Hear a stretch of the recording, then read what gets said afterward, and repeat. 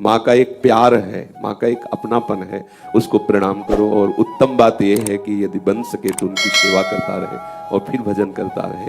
जैसे महाप्रभु चैतन्य देव जब सची माता से संभाषण तो यही कह रहे थे कि मैं अपने शरीर की त्वचा की यदि जूती बनाऊं और माँ तुझे पहनाऊं तो भी मैं मुक्त नहीं हो सकता तुम्हारे प्यार से, पर क्या करूं माँ, श्री कृष्ण मुझे घसीट रहे हैं, अब मैं श्री कृष्ण के बिना नहीं रह सकता। तो ऐसे ही उपासक के चित्त को जब प्रभु घसीटते हैं ना, तो आप सोचो माँ को प्यार के जो अद्भुत रसमय जाल है उससे निकाल देना केवल प्रभु की बात होती, दूसरे की। हमें लगता है कभी माँ को अपमानित नहीं करना चाहिए, कभी माँ को कष्ट नहीं देना चाहिए, और अगर कोई सेवा वाला नहीं है तो फिर माँ की सेवा में रहे। और जब ऐसी व्याकुलता है कि कुछ नहीं दिखाई देती तो जो जगत प्रभु पिता प्रभु है वो माँ को संभाल लेंगे। जैसे भगवान शंकराचार्य के और कोई संभालने वाला नहीं, केवल माँ ही थी और वृद्धा माँ। लेकिन महान आचार्य चरण ने संन्यास लिया, महाप्रभु ने संन्यास लिया, चैतन्य देव ने। एक ऐसी स्थिति हृदय में पीड़ा होती है जो किसी का प्यार उसे रोक नहीं सकता, वो प्रभु की तरफ से। फिर ये क्या होता है वो फिर विश्वम्भर भगवान संभालते हैं। लेकिन मुझे लगता है जब तक ऐसी स्थिति ना हो तब तक माँ और पिता इनकी आराधना करनी चाहिए, सबको करनी चाहिए। सच्ची मानी भगवान ही इनके रूप में है, इनका प्यार, इनका दुलार, इनका आशीर्वाद। एक दिन एक माँ के दर्शन हुए जो हाल में ही बच्चे को प्रकट करने वाली, उसकी दशा देख के लगा कि ये माँ को कष्ट होता है, झुकना नहीं हो सकता, चलना नहीं हो सकता, कैसे वो हमें 9 महीने गर्भ में रखा और मेरे लिए इतने बड़े पेट को फड़वाया, ऑपरेशन करवाया, या कितना भयंकर कष्ट सा मेरे लिए मलमूत्र धोए, क्या क्या किया।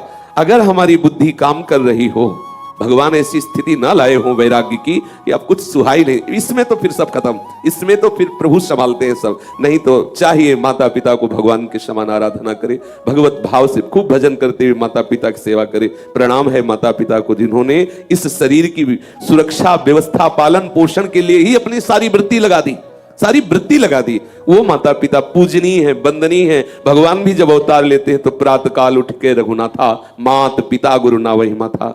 पंडित रामकृष्ण बाबा अपने ब्रज के रसिकों के मुकुटमणि हैं। जब उनकी मां मिलने आई तो बाबा मिले और उपेक्षा कर दी, तो बाबा का भजन रुक गया। जीवन चरित्र में आता है बाबा को बुलवाना पड़ा मां को और रखना पड़ा। अगर वृंदावन वास के लिए वो आई थी और बाबा ने उपेक्षा कर दी तो ऐसे परमहंस शिरोमणि महापुरुष का भजन रुक गया।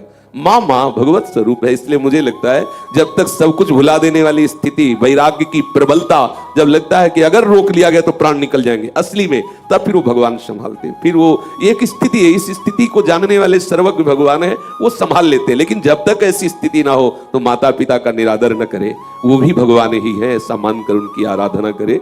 कहीं ऐसा ना हो कि हम अपने वैराग्य के नाटक में वो अवसर खो दे जो जीवन में मिलने वाला नहीं। माता पिता की आराधना भी भगवत आराधना ही है, और ये भगवान ने प्रमाणित करके दिखा दिया। आज भी विट्ठल भगवान के रूप में विराजमान है, यही दिखाने के लिए कि माता पिता की आराधना का क्या फल है, दिखा दिया। वो कई बार चर्चा में आया है। इसलिए हम प्रार्थना करेंगे कि माता पिता का आदर करें, उनकी आज्ञा पालन करें।